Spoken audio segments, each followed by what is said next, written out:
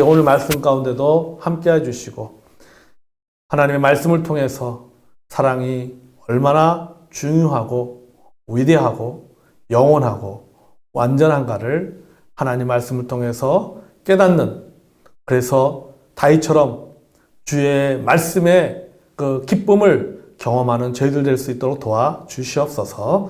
예수님의 이름으로 기도하옵나이다. 아멘. 오늘 설교 제목이 사랑은 엄지척입니다. 여러분, 엄지척이 유행을 하고 있습니다. 아는 바와 같이 이 엄지척에서 이 엄지는 다섯 손가락 가운데 뭐예요? 첫 번째 손가락입니다. 이 엄지 손가락에는 여러 가지 의미가 있어요. 최고라는 의미도 있고, 가장이라는 의미도 있고, 먼저라는 의미도 있고, 1등이라는 의미도 있고, 첫째라는 의미도 있고, 또 신뢰라고 하는 의미도 담겨져 있습니다. 자, 엄지는 그런데 그럼 척은 뭘까? 엄지는 그런데 척은 뭘까?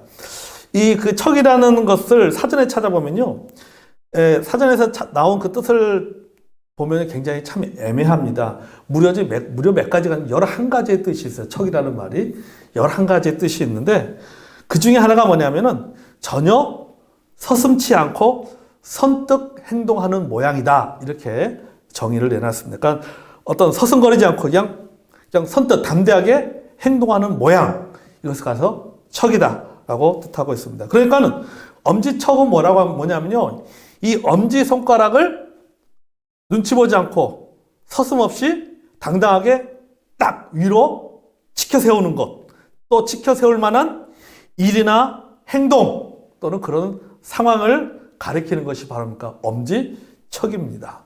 여러분, 사랑은 뭡니까? 사랑은 엄지척입니다. 아멘. 여러분, 우리가 사랑에 대해서 사람들이 말할 때 사랑에 대해서 엄지를 이렇게 거꾸로 하는 사람들 없습니다. 사랑하면 대부분 어떻게 할까? 사랑하면은 이렇게 합니다. 역시 사랑이 최고야, 그러잖아요. 역시 사랑이 제일이야. 역시 사랑이 먼저야. 이렇게 사람들이 이야기를 합니다.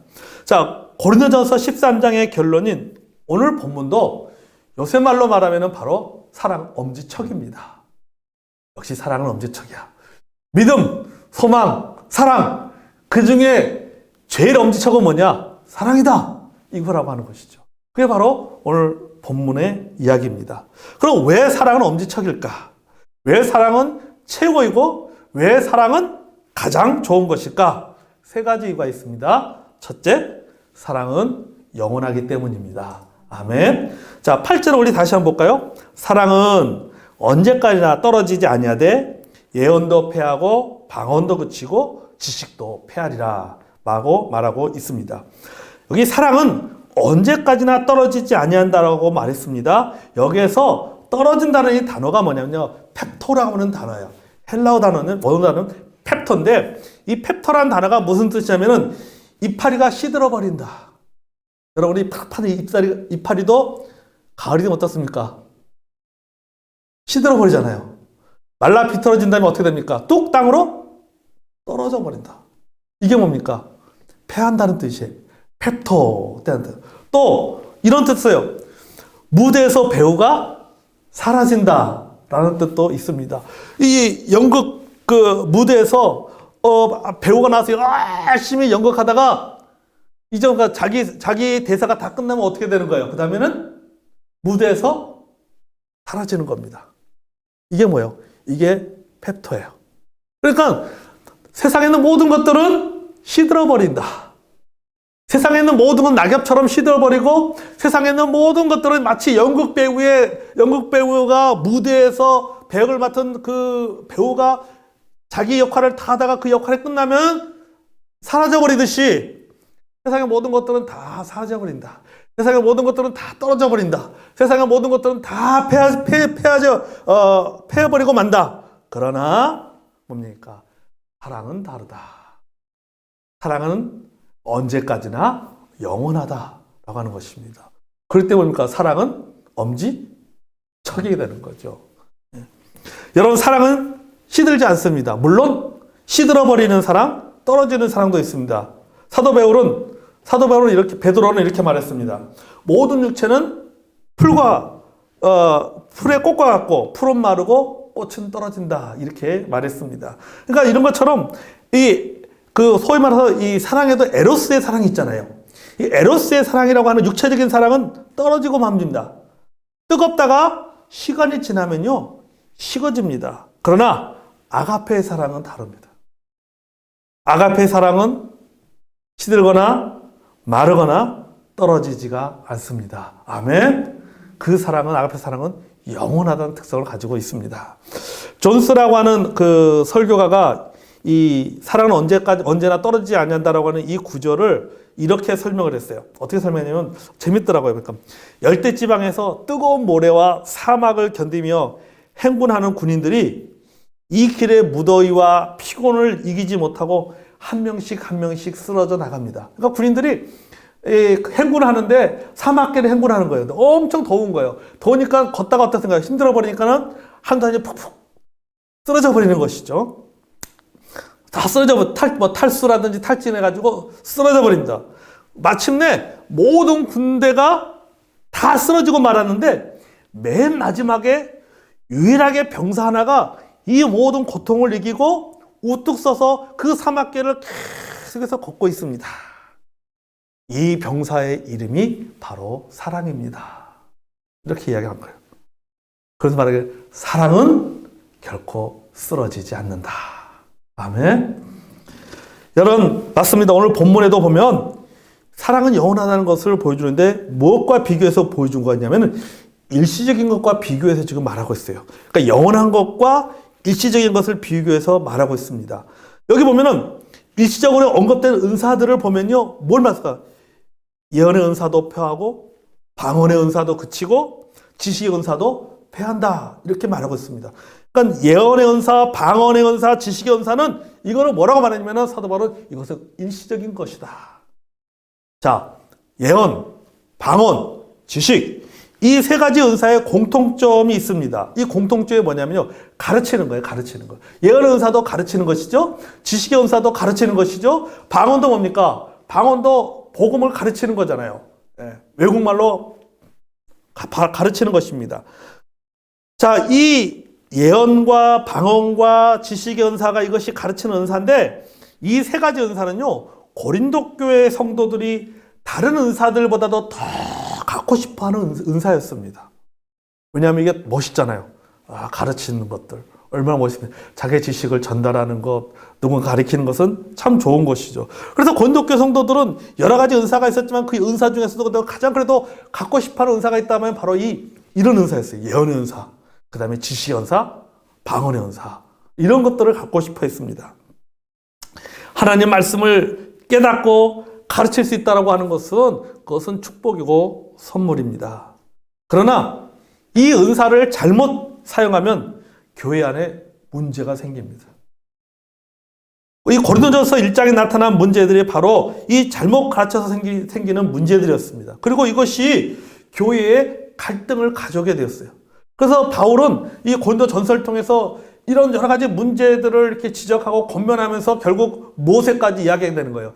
사랑에까지 이야기하게 되는 거예요. 결국 이 모든 것의 문제의 원인은 뭐냐면 지식의 문제도 아니고 예언의 문제도 아니고 방언의 문제도 아니고 결국 다른 어떤 은사의 문제가 아니라 결국 너희들 안에 사랑이 없다라고 하는 것이 문제다라고 바울은 말하면서 고린도서 13장에서 사랑에 대해서 아주 구체적이고 자세하게 설명을 하고 있는 것입니다.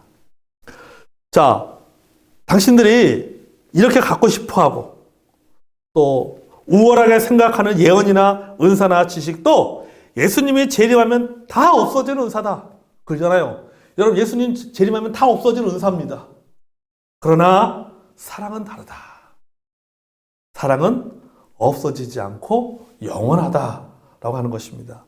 이 말은 은사를 구하는 것 자체가 잘못이라는 이야기가 아닙니다. 그러나 이 모든 은사보다도 더 구할 것은 사랑이라고 하는 것을 강조하는 것입니다. 왜냐하면 사랑만이 영원하기 때문이에요. 예수님이 재림해도 사랑은 영원합니다.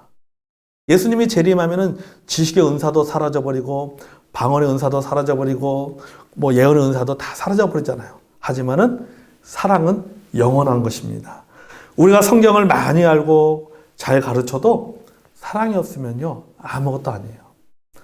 우리 고린도서 13장 앞부분에 뭡니까? 사랑이 없으면 아무것도 아니다.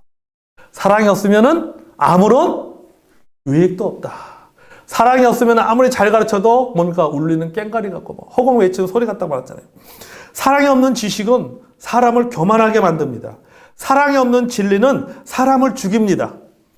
사랑보다 더 중요한 것은 없습니다. 사랑이 최고입니다. 사랑은 영원한 것입니다. 그래서 바울은 말하기를 요새 말로 하면은 사랑은 뭐다? 엄지척이다. 이렇게 말하고 있는 것입니다.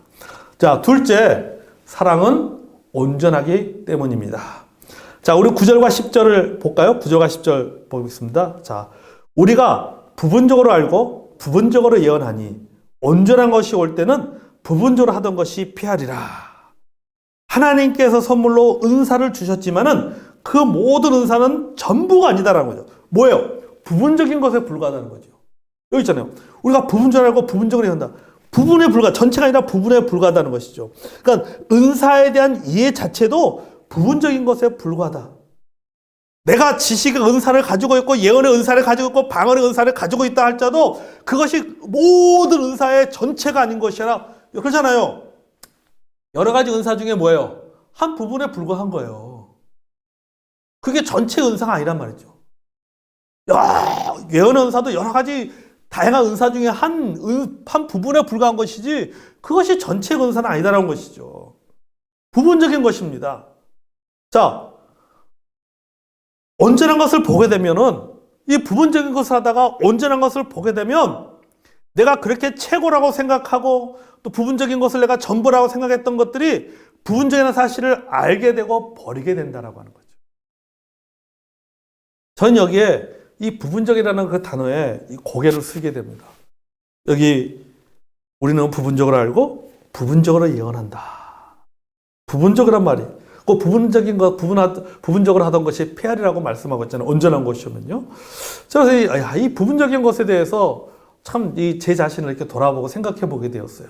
왜냐하면 내가 알고 있는 것, 내가 이해하고 있는 것, 내가 경험한 것, 그것이 다가 아니다라는 생각이죠. 그 부분에 불과한 거예요. 아무리 많은 것을 알고 있다 할지라도 부분적으로 알고 있는 것에 불과합니다. 신학도 마찬가지고 사역도 마찬가지예요. 어쩌면 우리는 그 장님이 코끼리 뒷다리 붙잡고 코끼리 자리 잡고 뭐 코끼리가 이렇다 저렇다 말하고 있는 것과 똑같은 거예요, 사실. 부분적인 다리 잡아놓고 코끼리가 길다, 코끼리가 굵다 이렇게 말하는 것과 똑같은 거죠. 여러분, 우리가 조심해야 될 것 중에 하나가 뭐냐면은 내가 알고 있는 지식이 완전하다고 하는 착각입니다. 그러나 아니라고 하는 거죠. 여러분, 하나님의 복음 외에는요, 완전한 것은 없습니다. 지식은 변합니다. 어떤 지식은요, 그때는 맞았다고 생각하는데 지금은 틀린 지식들도 있어요. 지식은 변하는 겁니다. 왜? 지식은 불완전하기 때문에, 부분적인 것 때문에 변하는 것입니다.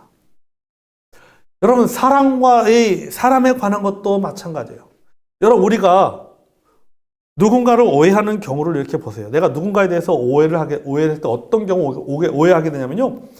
부분적인 문제예요. 부분적인 문제. 어떤 한 가지 문제를 가지고 마찬가지 그 한 가지 문제가 이 사람의 전체의 문제인 것처럼 우리가 생각을 하고 오해하고 미워하게 되는 것이죠. 그래서 이것 때문에 미워합니다. 이것 때문에 사랑하지 않습니다. 이것 때문에 오해합니다. 그런데 나중에 전체를 알고 나면은 그 사람에 대한 모든 것을 알고 나면 그 사람의 자초지정을 알게 되면은 내 행동이나 생각이 얼마나 어리석었는가. 그때 알게 됩니다. 여러분, 그럴 때 있죠. 그러잖아요. 내가 이거 하나만 가지고 이 사람을 이렇다 저렇다 얘기했구나. 처음부터 끝까지 다 이야기 안 들어보고 중간에 어느 한 분만 다 이야기를 듣고 나서는 다 이렇다. 내가 이런 실수 범했구나. 우리가 살다 보면 그런 경험들 많이 하면 그런 실수를 참 많이 하잖아요. 여러분, 부분을 보면 사랑할 수가 없습니다. 온전한 것이면 부분적인 것은 패한다고 했어요. 그러나 전체를 보면은요, 사랑할 수가 있는 거죠. 은사도 마찬가지예요. 고린도 교회 성도들은 자신의 은사가 최고라고 생각하거나 아니면 열등하다고 생각하지만은 아닙니다. 종말 앞에서는, 예수 그리스도의 재림 앞에서는 모든 것이 다, 온전한 곳이 오면은 모든 것이 다 하나님의 은혜요, 우월에 상관없이 동등한 것임을 깨닫게 되는 것입니다. 그때 비로소 자신이 얼마나 사랑 없는 행동을 했는가를 깨닫게 되는 거죠.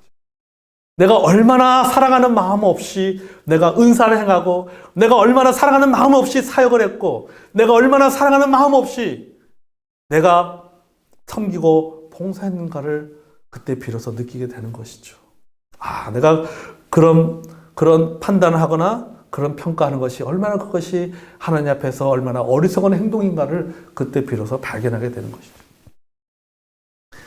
여러분, 왜 사랑이 엄지척입니까? 첫째, 사랑은 영원하기 때문입니다. 둘째, 사랑은 온전하기 때문입니다. 셋째, 사랑은 성장과 성숙의 결과이기 때문입니다. 아멘. 자, 우리 11절 볼까요? 11절. 자, 내가 어렸을 때 말하는 것이 어린아이와 같고, 깨닫는 것이 어린아이와 같고, 생각하는 것이 어린아이와 같다가, 보세요. 말하는 것이 어린아이와 같죠? 깨닫는 것이 어린아이와 같죠? 생각하는 것이 어린아이와 같다가, 장성한 사람에 대해서는 뭐였다? 어린아이의 일을 벌였다라고 했습니다. 자, 장성한 사람에서 그 뭘 벌였다는 거예요? 이 11절 본문의 국한에서 말하면, 어렸을 때 말하는 것을 버렸고, 어렸을 때 깨달았던 것을 배웠고, 어렸을 때 생각하는 것을 버렸다라고 하는 것이죠. 그러면 지금은 이제는 성장하고 성숙해서 이제는 뭐가 안 돼요? 말하는 것도 장성한 사람같이 말하고, 깨닫는 것도 장성한 사람처럼 생각하고, 깨닫고, 생각하는 것도 장성한 사람의 생각을 한다라고 말할 수가 있는 것이죠. 자, 이 바울은요, 은사와 사랑을 성장과 성숙이라고 하는 관점에서 지금 말하고 있습니다. 마치 어린아이들은 자기 것이 최고라고 생각하고 이해하고 말하지만, 그래서 내 것이 최고야, 내 것 제일 나아, 그래서 모든 것을 자기 기준으로 생각합니다. 모든 것을 자기 기준으로 판단합니다. 모든 것이 자기 중심이에요. 모든 것을 자기 중심으로 해석을 해요. 그러나 성장하고 어른이 되고 나서는 그것이 얼마나 어리석고 유치한 일이었는가. 야, 내가 그때 생각하는 것이 참 어린아이였구나. 아, 그때 내가 깨닫는 것이 어린아이였구나. 내가 생각하는 것이 어린아이였구나. 그게 얼마나 어리석은 생각이, 그게 참 얼마나 이 미성숙한 모습이었는가를 그때 장성한 사람이 됐을 때는 그때 그것을 알게 되고, 어떻게 된다요? 어린아이를 버렸노라. 버리게 된다라고 하는 것이죠. 예를 들어 보자면 이겁니다. 트럭 운전을 하는 아버지와 함께 사는 어린아이는요, 그 어린아이 눈에는요, 자기 아버지가 부자인 줄 압니다. 왜 그런지 아세요? 제일 큰 차를 타고 다녀요. 아버지가. 자기 친구 아버지도 조그만 승용차 타고 다니는데, 우리 아버지는 막 25톤짜리 큰 트럭을 타고 다니는 거예요. 와. 제일 큰 차 타고 다니니까는 우리 아버지가 제일 부자구나. 그렇게 생각하다가 어느 정도 이렇게 성장하게 되면 이제 알게 되는 것이죠. 아, 큰 차를 타고 다니는 사람이 부자가 아니라 작은 차에다 기사를 데리고 다니는 사람이 부자구나. 그때 알게 되는 것이죠. 여러분, 이처럼 성장하게 되면 알게 되고, 어린아이의 말, 어린아이의 생각, 어린아이의 깨달음을 버리게 된다고 하는 것. 그것이 얼마나 미성숙한 행동인지를 알게 된다고 하는 것이죠. 왜 이런 말 하냐면요, 바울은 예언이나 방언이나 지식의 은사를 가지고 최고라고 생각하고 다른 사람을 사랑하지 않고 무시하고 판단하고 존중히 여기지 않는 사람들에 대해서 당신들의 그런 행동은 어린아이와 같은 행동이다라고 말하고 있는 거예요. 이 말은 성장하고 성숙하면 이런 행동을 할 수 없다는 뜻과 같은 거죠. 그러니까 여러분들이 지금 여러분, 고린도 교회 문제 중에 하나가 은사 문제거든요. 은사의 우열 문제거든요. 내 은사가 최고다 막 그러잖아요. 그러니까 바울이 뭐라고, 여러분 그거 다 그 어린아이 짓이다. 그 어린아이가 하는 행동이다. 그 미성숙한. 그러니까 얼마나 답답하면은 바울이 우리 고린도서 앞부분에 그 얘기를, 내가 너희를 대할 때 어린아이처럼 대했다 그러잖아요. 왜? 어린아이처럼 행동하니까는, 그럼 내가 어린아이처럼 너희들 대하겠다라고 말하잖아요. 어른처럼 대하겠다는 게 아니라 어린아이처럼 대하겠다고 말하잖아요. 여러분, 사랑은 성장한 사람, 또 사랑은 성숙한 사람에게 나타나는 특징입니다. 은사나 사역이나 우리가 교회 안의 섬김도 마찬가지예요. 서로 존중해 줘야 됩니다. 서로 배려해 줘야 됩니다. 이것이 성숙한 사람의 모습이고 사랑의 행인 것입니다. 여기 12절도 마찬가지예요. 바울은 12절을 통해서 계속 말합니다. 자, 우리 12절 같이 한번 볼까요? 시작. 우리가 지금은 거울로 보는 것 같이 희미하나 그때는 얼굴과 얼굴을 대하여 볼 것이요. 지금은 내가 부분적으로 아나 그때는 주께서 나를 아신 것 같이 내가 온전히 알리라. 자, 우리가 지금은 거울로 보는 것 같이 희미하나. 바울이 살던 시대의 고린도는요, 거울로 매우 유명했습니다. 당시의 거울은 어떤 거울이냐면, 놋이죠, 놋. 우리 놋. 예.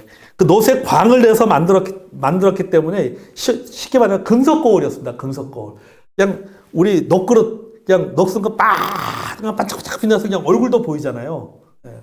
옛날 사도 바울이 사역했을 때 당시에 그 고린도 지역에서의 거울이 그런 거울이었어요. 그 막 닦아가지고 유리 거울이 아니라 녹거울입니다. 녹거울. 자, 닦아가지고 그 녹거울 속에 비친 자기의 얼굴을 이렇게 보면은요, 분명 자기 얼굴은 맞지만은 유리 거울처럼 정확하게 보이질 않는 거예요. 자기 얼굴은 맞지만은 뭐 요새 우리 유리에서 보는 것처럼 무슨 여기 뭐 숨구멍까지 보이고 무슨 뭐 난 것까지 다 보이는 게 아니에요. 그냥 희미하게 보이는 거예요. 희미하게. 자기 얼굴이 희미하게 보인다는 거죠. 그게 그런 거예요. 우리가 지금은 거울을 보는 것 같이 희미하나. 이 말은 뭡니까? 너희들이 너 거울을 가지고 너희들의 자신들의 얼굴을 보는 것 같이 보이지만은 그 얼굴은 뭡니까? 네 얼굴을 맞지만은 희미하게 보이는 거. 정확하게 보이지 않고 희미하게 보이는 것처럼 이것을요, 오늘날로 좀 현대적으로 생각해 보면요, 저는 이 사진과 비슷하다고 생각돼요. 사진이요. 사진 속에 보이는 사람은요, 그 사람이 맞지만 사진만을 가지고는 그 사람을 정확하게 알 수가 없습니다. 그죠? 우리가 사진으로 보는 것은 느낌만, 이미지만 보면서 대략 이 사람은 이런 사람이겠다라고 생각하게 되는 것이죠. 이미지만 느낄 뿐입니다. 그러나 직접 만나서 대면하면은 다릅니다. 내 생각이 맞는지 틀린지 정확하게 알 수가 있습니다. 그래서 우리 그렇게 하잖아요. 네, 처음 봐서 몰라. 만나보고 오랫동안 사귀어봐야지 그 사람이 어떤 사람인지 알 수 있어. 그런 얘기 많이 듣잖아요. 그게 뭡니까? 얼굴과 얼굴이 맞대는 것이죠. 얼굴과 얼굴을 맞대고 나니까 뭐예요? 그때는 부분적으로 아는 것들을 정확하게 알게 되는 것이죠. 이것이 이거였구나 라고 하는 것을 정확하게 알게 된다라고 말하고 있는 것입니다. 자, 이처럼 다 불완전합니다. 부분적입니다. 희미하게 알고 있고 이해하고 있는 정도입니다. 그러니까는 희미하게 알고 있고 이해하는, 부분적으로 알고 있는 그것에 집중하기보다는 바울은 뭘 말하면, 여러분 사랑에 집중하시기 바랍니다. 부분적인 은사에 집중하지 말고, 그것이 최고라고 생각하지 말고, 그것보다 그 은사를 행하는 그 동기, 가져야 될 태도, 그 사랑에, 하나님께서 받은 그 아가페의 사랑에 집중하십시오. 그래야지만이 이 갈등의 문제를 해결할 수가 있습니다. 라고 바울은 말하고 있는 것입니다. 은사를 행하되, 사역을 하되, 진리를 가르치되, 무엇으로 우선을 해야 되냐? 사랑을 우선으로 하라는 겁니다. 사랑을 우선으로 하는 저 여러분이 되길 원합니다. 아멘. 결론을 맺습니다. 자, 14년 전체의 결론을 맺습니다. 고린도 교회는 능력 있는 교회였습니다. 똑똑한 교회였습니다. 말과 지식, 그리고 그리스도의 증거가 풍족한 교회였습니다. 고린도 교회는 전에 말다시피 모든 은사에 부족함이 없는 교회였고, 고린도전서 15장에 나오는 것처럼 주님의 재림을 기다리고 있는 교회였습니다. 그런 모든 것이 풍족한 교회, 모든 능력이 있는 교회, 은사도 많고 말과 지식도 있고 여러 가지 많은 것들을 가지고 있는 이런 능력이 있는 교회가 갈기 찢어져 버렸습니다. 갈등이 생기고, 교회 안에 갈등이 생기고 분쟁이 생기고 음행이 일어나는 교회가 되었습니다. 육신의 교회가 되었습니다. 어린아이 같은 교회가 되었습니다. 연약한 교회가 되고 말았습니다. 하나님에 대한 사랑도 저버리고, 사람에 대한 사랑도 저버리고, 지식이 있다고 교만하고 지혜가 있다고 교만한 교회가 되어버리고 말았습니다. 바울은 이런 고린도 교회를 향해서 그들에게 가장 부족한 사랑에 대해서 지금 자세하게 말한 거예요. 여러분들에게 가장 부족한 것이 있습니다. 그것은 바로 사랑입니다.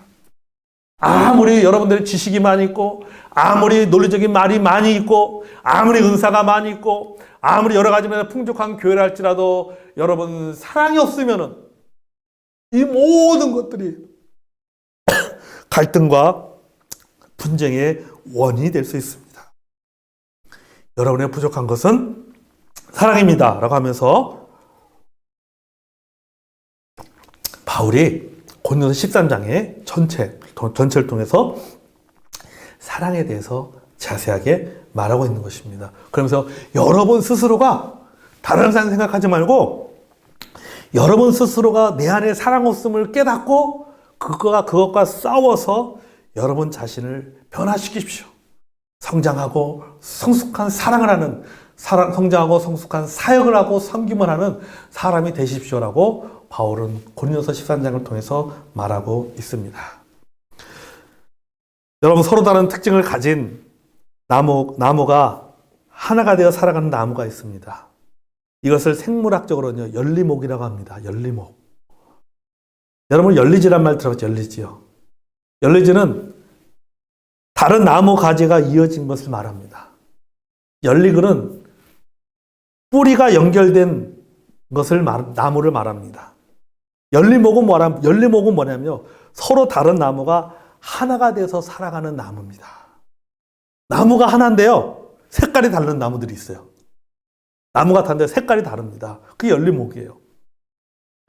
그래서 이 열리목에 상징하는 것이 뭐냐면요, 사랑의 영원성을 상징합니다.